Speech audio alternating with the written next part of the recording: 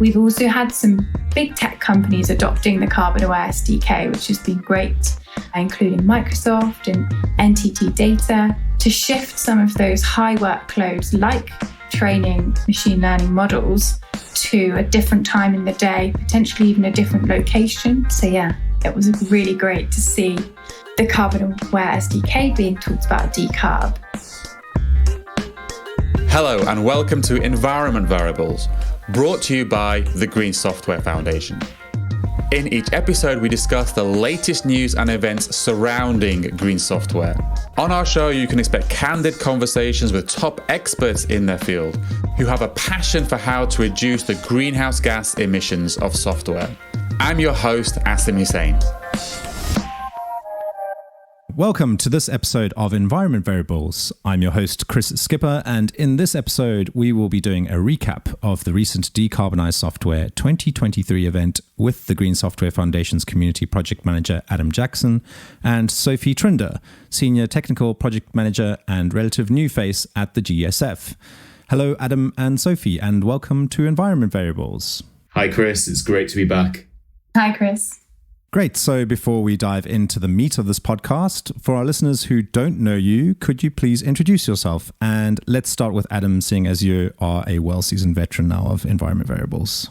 So I'm Adam Jackson, and I'm the Community and Tech Culture Lead at the Green Software Foundation. And once again, I'm very excited to be here. I look after our community working group and also many of our projects and programs, including our Meetup program, Green Software Champions, and our recent Decarbonize Software event. Plus, in 2024, I'll be leading the efforts on our Carbon Hack and our GSF Summit.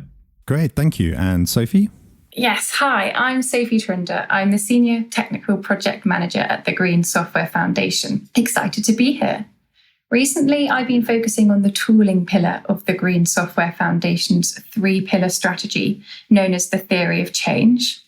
Alongside tooling, we also have knowledge and tech culture. But like I say, I've been focusing on the tooling and driving forward the open source projects that sit under the umbrella of the open source working group. This includes tools for measurement, like our impact framework, and also tools for reduction, like our Carbon Aware SDK. Awesome. Thank you, Sophie. And how long have you been in the GSF now? When did you join? Just over a month ago. Just over a month ago. Great. Yeah. Great. Cool. So exciting things to come. And for those of you who don't know me, my name is Chris Skipper. You've probably heard my voice before on this podcast. I am the producer of Environment Variables. And recently I found out that Environment Variables is the top podcast for 55 amazing listeners on Spotify, thanks to Spotify Wrapped. Just a note that Spotify is not the only platform that Environment Variables can be consumed on. And if you want to listen to it directly from the source, please go to podcast.greensoftware.foundation to listen there. Anyway, so I feel like I've spoken enough about that. Before we dive into the actual topic of today's podcast, which is the debrief, which will be the title of this episode, just a reminder to everyone, everything that we talk about in the show will be linked in the show notes down below. So to kick us off, I have a few questions about Decarb 2023, seeing as I wasn't there.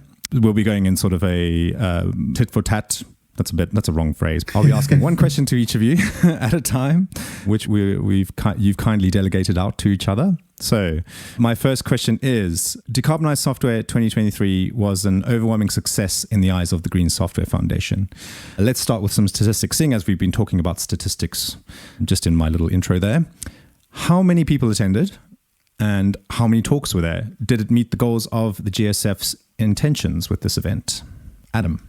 Yeah, so well, first of all, Chris, no pressure that you weren't there live, because it was the middle of the night for you. And I want to start by telling everyone that it is available on demand if you haven't watched it already at decarb.greensoftware.foundation. But yeah, let's jump into the numbers. So we actually had 5 community talks, and we had 3 talks from the GSF itself announcing new programs.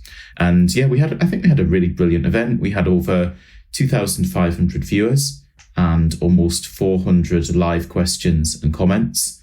And it wasn't all just hi from London and stuff like that. It was actually, there were some really great and deep questions. Also some challenging questions as well, pushing the boundaries So it's not just the quantity, it's also the quality of those questions that really stood through.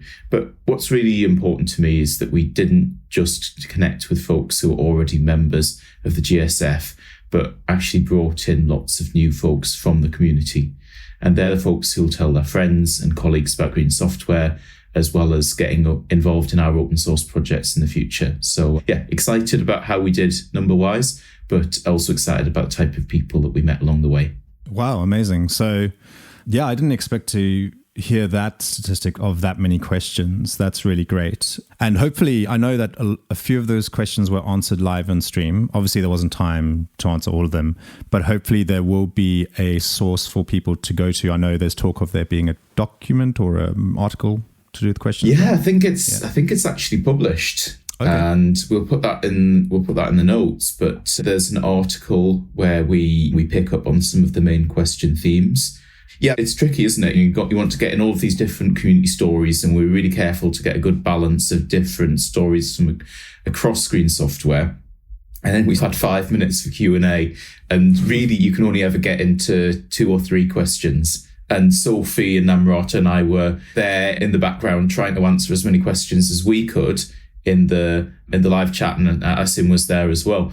But yeah, we thought it was best to actually look at what the main themes were and try and answer as many of those on demand. And it's actually also given us some ideas as to the sort of video content we want to create in the future, and probably might even spawn a couple of environment variables episodes as well. Yeah, well, I was just going to say, if there are any unanswered or burning questions that haven't been answered, perhaps we can rope Asim into answering some on this podcast. So that would be cool. Anyway, let's move on. Sophie, so can you share a standout moment or a particularly surprising insight from Decarbonize Software 2023 that really stuck with you?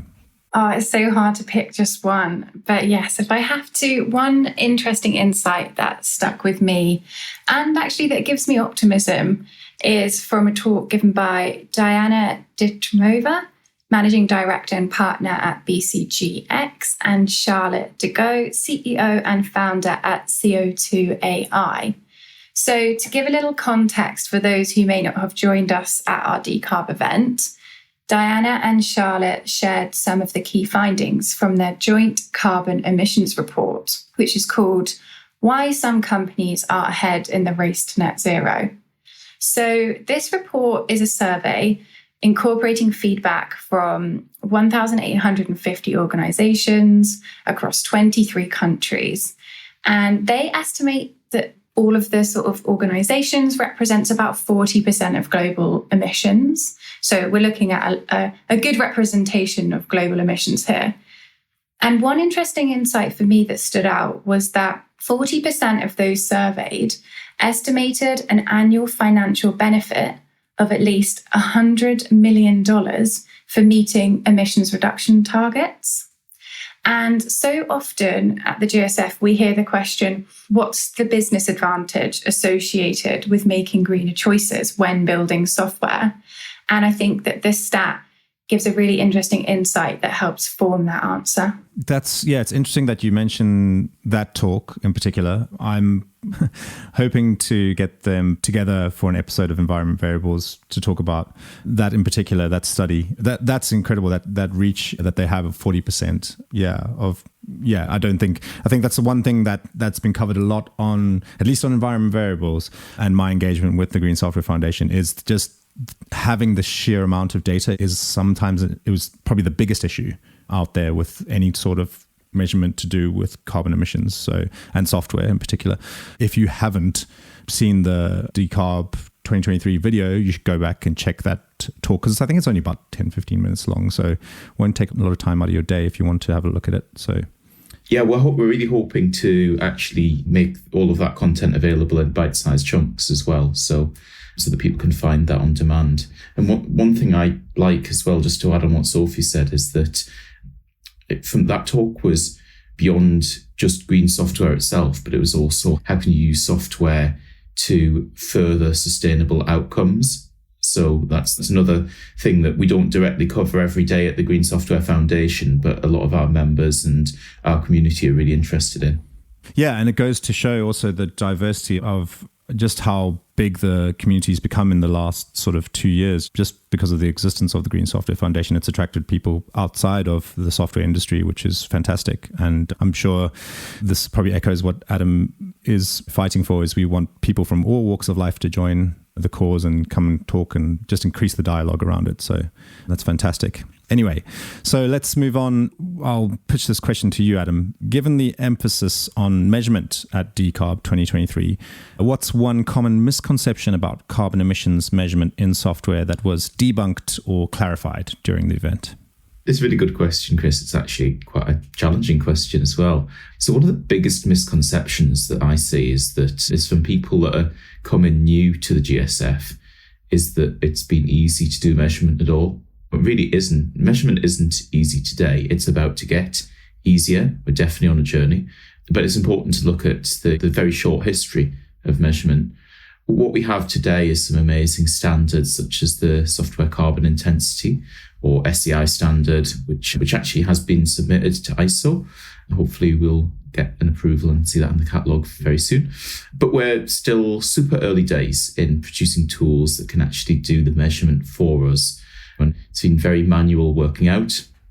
We'll see spreadsheets, or a few people we've seen have implemented some dashboards. I saw a really great talk from Amadeus, which is one of our GSF members, over the summer at a conference in Berlin, and they'd done some really, really great dashboards, but it had all been very much custom work for them to get to that stage.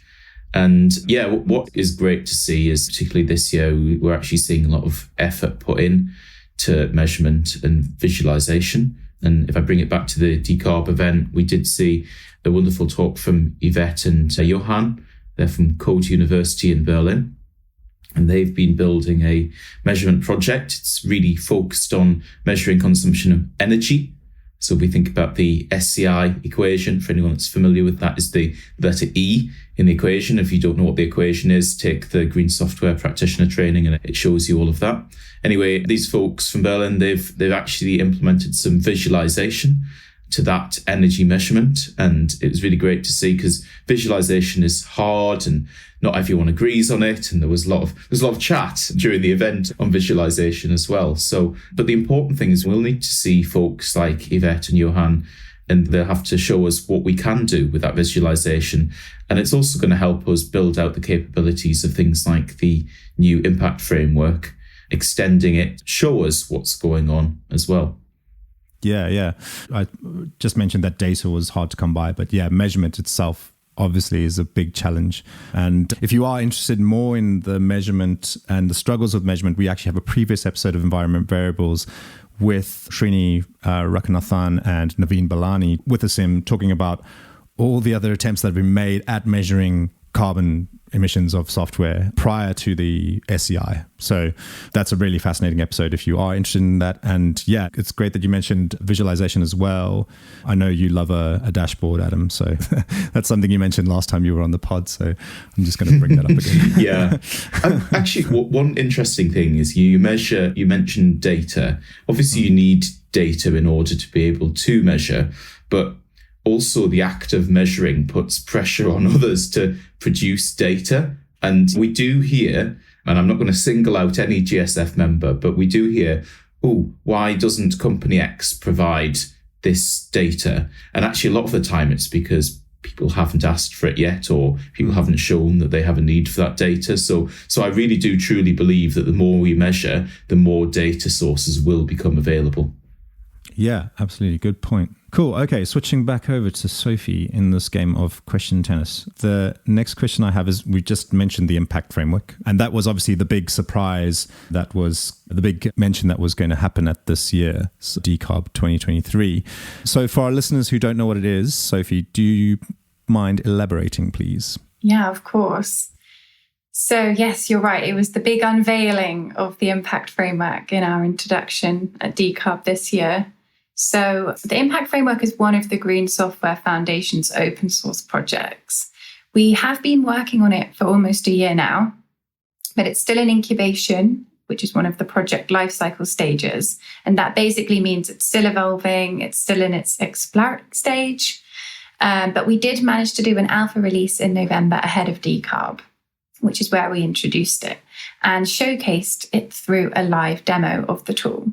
So the framework itself is an extension of that software carbon intensity standard, the SCI, that Adam just mentioned.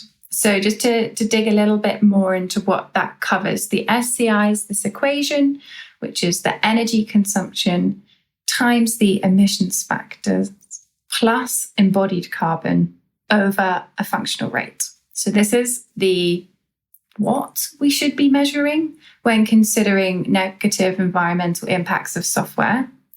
And then the impact framework takes that equation and provides a tool into how we can measure that impact.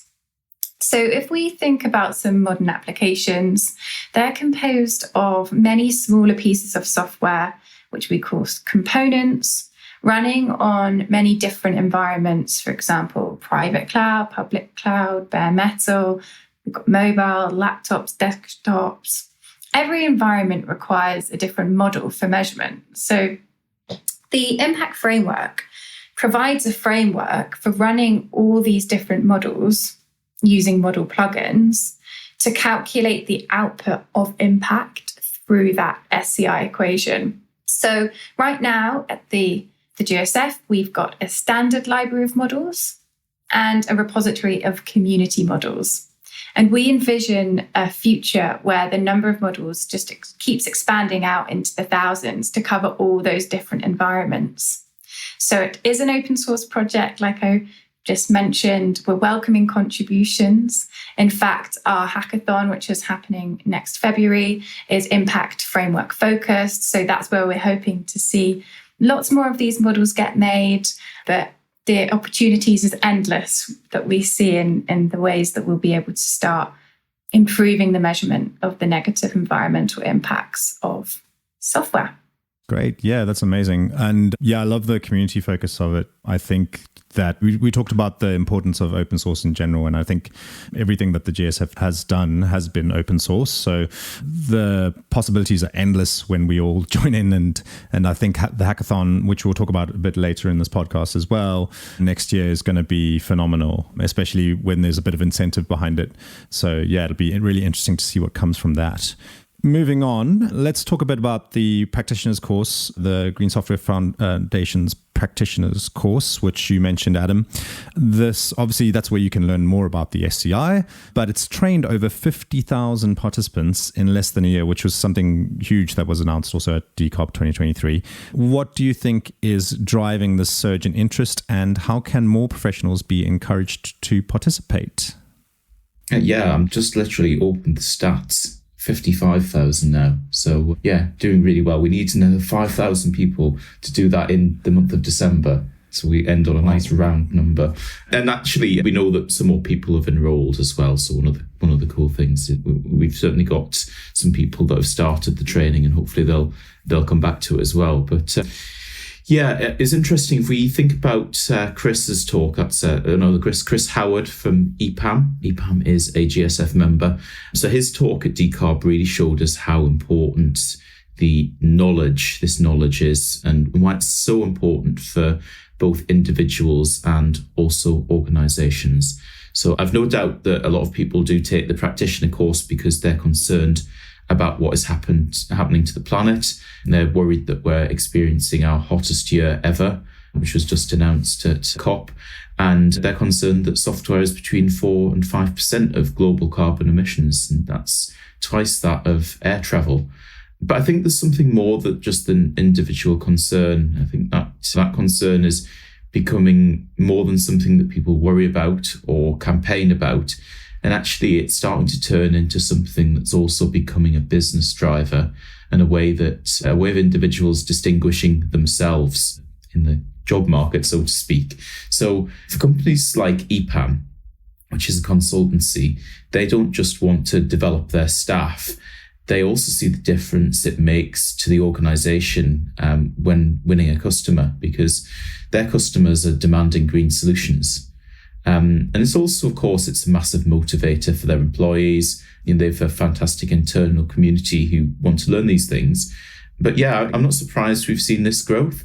my colleague Russ, who leads our knowledge efforts at the GSF, he says it's just the beginning. And I think we will really continue to see us moving from just being worried about the environment to actually having people that really want to do something. They really want to take action, learn more about it, and then really measure and reduce. So yeah, I'm looking forward to seeing 6 figures on number of people taking that course, hopefully some point in the early months of 2024. And I think we'll continue to see both that individual and that organizational pressure to learn and then be able to take action. Yeah, amazing. Yeah, it's gone up to 4 to 5% already, the emissions of software. That's right. That's actually a stat that we announced during our State of Green Software report back in May 2023. Mm-hmm. Yeah, I think it's quite startling to a lot of folks because we see, I think most people think it's in the sort of 2% to 3% band, but we actually did a lot of research and found that it was actually quite a bit higher. And I would certainly recommend people go to stateof.greensoftware.foundation to read the report for themselves. But just a reason that it's higher than people think is because a lot of people just think about the data center or the device, but actually you've got data center, you've got all of that network infrastructure in between, and you've got the device. And I can't remember the exact numbers, but actually I think you can even sometimes think of them, depends on the application, but sometimes it can even be a third each. So yeah, reducing network bandwidth is a good way of decarbonizing software as well, and people never think of that. So check out that report if you want to hear a bit more. Yeah, that's quite frightening. Yeah, because I think it was just probably this time last year that it was 2%, which is quite... Yeah, I think we announced that on the podcast. So that's quite, really scary. But yeah. And also, to focus on more positive things, the growth of the green software practitioner courses intake, or the amount of people that have gone through it, I think that number is really impressive, firstly. And then secondly, just that more people are going to be obviously using it as a business decision. That's something you pointed out, I think is something that I think might be a great way of people to think about their approach to green software as a whole. Because whether you like it or not, businesses are going to have to adapt. And so really great that the GSF is leading the way in providing qualification for people, consultants in particular. That's a huge industry, consultancy. So and obviously we have consultancies that are part of the GSF. I think Accenture, am I right in saying that? Oh, we've got a few, and yes. So other consultancies do exist as well for folks. But if you want to see the big list, our membership's grown massively this year, by the way. So just go onto our website if you want to find out who is contributing as a member, and that those members really help us set our standards, and they're the ones that are very heavily involved in the day-to-day running of the foundation. And consultancies a big part of that. We also have a lot of representation from the cloud and tech companies themselves, but also industry, a lot of banking in there right now, a lot of regulated industries in particular. Yeah. Great. So obviously we just talked about the frightening statistics of the amount of emissions that are being created by the use of software. I think part of that is down to the rise of AI and the use of LLMs like ChatGPT, etc. And so with that in mind, Sophie, I'm going to ask you a question a bit about that. The relationship between responsible AI and environmental sustainability was a hot topic at Decarb 2023. What were some enlightening points brought up by Tammy McClellan and Jess McCroskey in their fireside chat as part of the event? Yeah, thank you. It definitely was one of the hot topics of the Decarb event. And so many enlightening points were brought up by Tammy and Jessie. But one particular point that stood out, which actually we've touched on already, is that transparency of data and information is key. We touched on this when we were talking about measurement, weren't we? We were saying the more we measure and we request measurement, the more likely people are going to be to giving us the data we need in order to measure. So Jessie was touching on that transparency of that data. So we need the full picture on emissions of AI systems. And that's not just looking at open source code, but full transparency of what the emissions of AI systems are. And he was talking about how in order for software developers to make sustainable choices on whether to integrate AI into their products or how to develop the type of AI that they're developing, they need the full picture. Similarly, He touched on how policymakers need that in order to make good regulation and policy on AI, but also for us as consumers, how we can make sustainable choices when using AI. I like the term, be a conscious consumer. But for us to be conscious consumers, we need the knowledge in order to be conscious. So we need that transparency of data. And Jesse painted this hypothetical picture. What if there was a carbon counter or there was a water gallons clock at the top of ChatGPT? Would you use it differently? Would you only use it when it was essential? Maybe you would write shorter prompt. Would you ask it to write its answers briefer? Similarly, he painted another picture where what if a software developer's screen went red if the developer made a decision that, might make them save some time, might make them slightly more efficient, but what if it came with a huge carbon cost? So their screen went bright red when there was a carbon cost associated with the code that they were writing. I think it was just a really interesting way to start thinking about being more transparent with that data so that we can be more conscious with our decision making. Yeah, absolutely. And there's also a gap in the market there for perhaps a browser plugin or something that would really inform day-to-day users, because I know people, I've spoken to people that have been using ChatGPT as if it were Google, and that's quite worrying, So, there's an episode of Environment Variables where we speak about the environmental impact of AI, and just the sheer amount of water that it uses is quite incredible. So those ideas that were spoken about during Decarb 2023 were really great. And I think maybe we'll see some of that as a springboard for what will happen in Carbon Hack 2024. Yeah, so, definitely. Yeah. We've seen it in certain other industries when you're buying a flight and you see the little green label now on certain flights where they say, if you buy this flight ticket, it's going to be better for the planet in terms of emissions. Maybe it's going to be a fuller airplane, those sorts of decisions. It would be great to see some of those, like you say, user interface platforms where we'll be able to start helping people make those more environmentally conscious decisions when it comes to software too. Yeah, and I think that's one of the biggest challenges facing organizations right now. At Decarb 2023, there were a lot of challenges that were raised. Speaking of which, what's your take on the biggest challenge organizations face when embracing green software right now, Adam? And how do you think it can be overcome? Yeah, first of all, we've talked a lot about measurement already. And I do think that measurement is probably the biggest challenge for us all right now. But I want to look at a different challenge that the organizations specifically have embracing green software. And I touched on this a little with the EPAM example, but in one of the other organizations we had on the Decarb event was Siemens. And Siemens, they're a brand new steering member of the GSF. They joined in the last few months, but their journey with sustainable software goes way further back than that. They've spent a long time building sustainability into their entire software lifecycle, and that's what their talk was about. And I think actually that, beyond the knowledge, is the hardest part. I often tell folks when they ask me what green software actually is, that there's a lot of parallels with well-crafted software. So well-crafted software, like green software, focuses on built-in quality throughout the complete software lifecycle. So architecture, development, operations, getting all of the stakeholders together to take responsibility. And we need the same thing for green software. So at the GSF, we often talk about software practitioners. And this is a broad term that goes beyond developers alone. It includes product managers, program managers, designers, UX, testers, IT operations.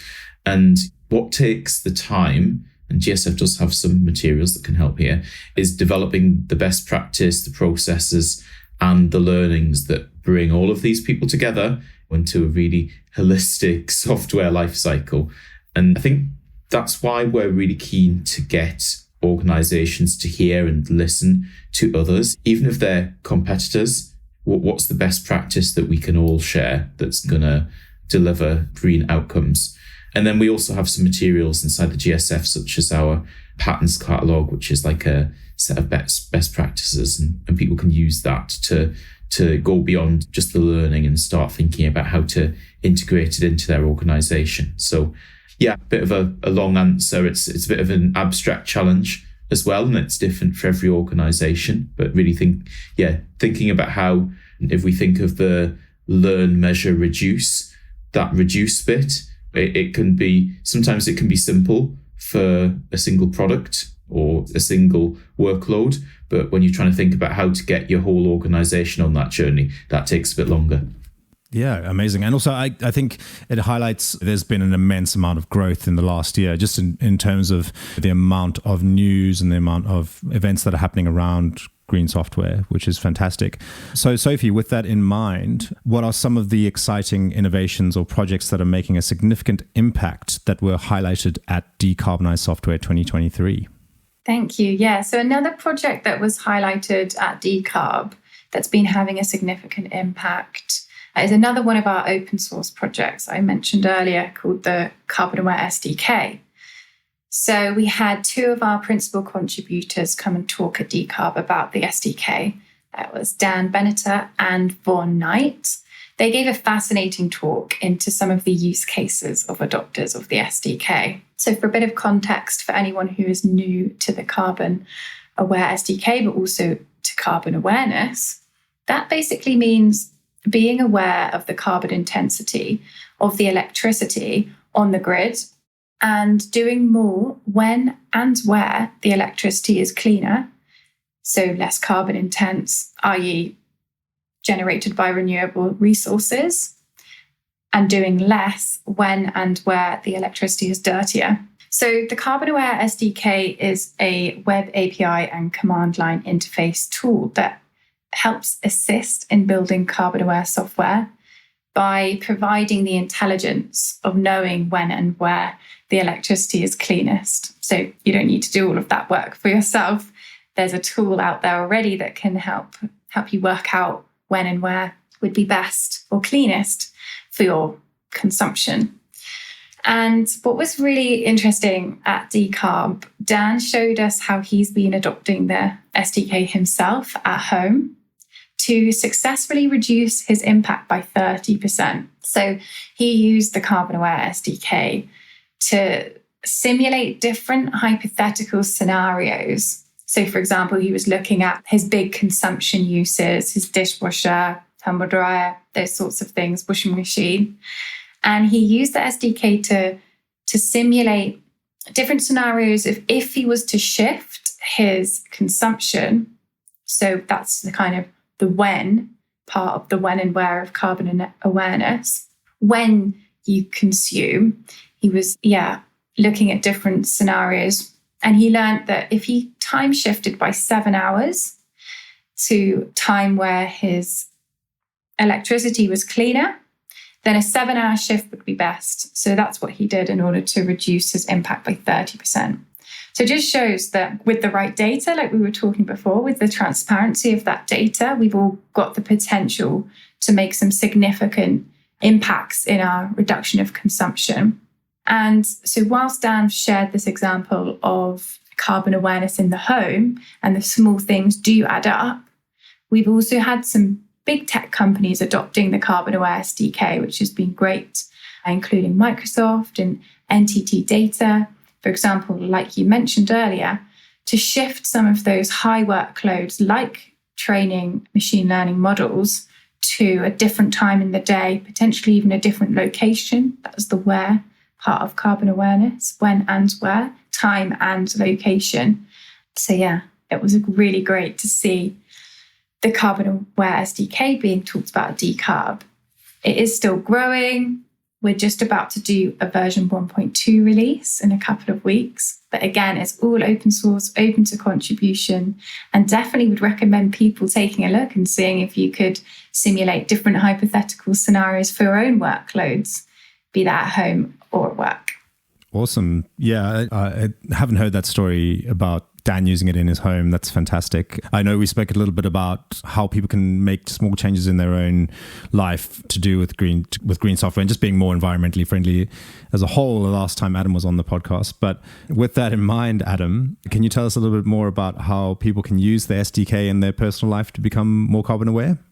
Actually, Sophie's already given a really good overview, and Sophie's quite an expert on energy. So I've had some really interesting chats with her already. But yeah, the added dimension for me, if you actually watch that final session from Decarb, you probably can't help but see how excited I was personally to hear from Dan and Vaughan talk about carbon aware SDK in their own homes. So I have a Home Assistant set up at home. So it's a Raspberry Pi 4 with the Home Assistant software on, and that's open source. And that piece of kit talks to all the smart home, all the devices in my house. And we're getting better and better. I feel like every time I open Home Assistant, I can connect to more data sources in my own home. And that makes me really excited as to how I can not just think about the energy, but also everything that's going on in my house. So yeah, we touched upon how the SDK could be used. And Dan is actually writing a blog post right now about how to integrate Carbon aware SDK into Home Assistant setup without doing lots of custom code. And this is going to put a bit of pressure on him because he hasn't finished his blog post yet. So hopefully by the time this podcast comes out, it'll be done, or soon after, and we'll try and get that linked.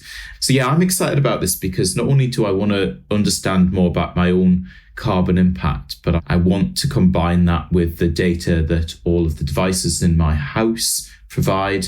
And I want to combine that with my battery and my solar setup and think about the dimensions such as having an electric vehicle, so looking at how I can really balance and optimize my use of electricity. And so sadly, I live in quite a high carbon area. And Sophie touched upon the location being a dimension. I can't change where my house is, sadly, but the carbon intensity does vary dramatically at different times of the day. So I'm hoping I can take something from my work life and make that work for me at home as well. So you definitely watch that short video as well from the end of Decarb about carbon aware SDK. And yeah, you'll see some of the discussions I had were along these lines as well. Yeah, that's incredible. I only learned about a Raspberry Pis through this podcast. And yeah, just the use of it to do that is a great use of a Raspberry Pi, firstly. But then secondly, also just the application in your personal life like that. Yeah, it's great. It's amazing. I think more people should try and do that sort of thing. I wish I had more smart home devices. I don't have any, I don't think so. Don't fall down the rabbit hole, Chris. This is never ending. My toothbrush can talk to it. It's crazy, but it's testament to what the open source community does. When you let them get excited about something, you see something like Home Assistant. And this is why I'm excited about Impact Framework as well, because I'm hoping we'll see the same passion. Being able to talk to maybe not my toothbrush, but certainly things in the cloud, network infrastructure, and the devices that are really creating that carbon impact in our life. And let's see what that open source community will come up with over the next few months. Yeah, exciting stuff. We're going to keep, at least on the podcast, we're going to keep track of the work that's being done with the Impact Framework. So that's it for our episode regarding the Decarbonize Software 2023 event. Just before we go, I've got 2 quick questions for you guys. I'm sure, Adam, you could probably answer these. If people want to find out more about the rundown of what really happened at Decarbonize Software, where should they go? Yep, that's an easy one. It is decarb.greensoft.foundation. And we'll make sure we put that link in the show notes. Yeah, absolutely. Link will be down in the show notes. And the next thing is, what's the next big event for the GSF?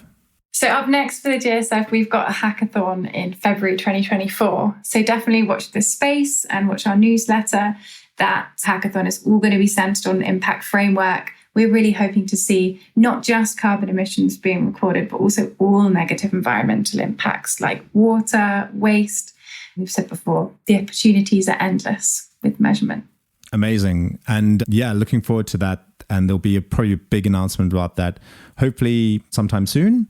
We've come to the end of our podcast episode, and all that's left for me to say is thank you so much, Adam and Sophie. That was really great. I personally have learned so much. And if you do want to watch, this is another thing about Decarb 2023. If you do want to watch it, please head over to our YouTube channel where you can check out the talks that we mentioned in this podcast. So yet again, thanks for your contribution, guys. And we really appreciate you coming on to Environment Variables.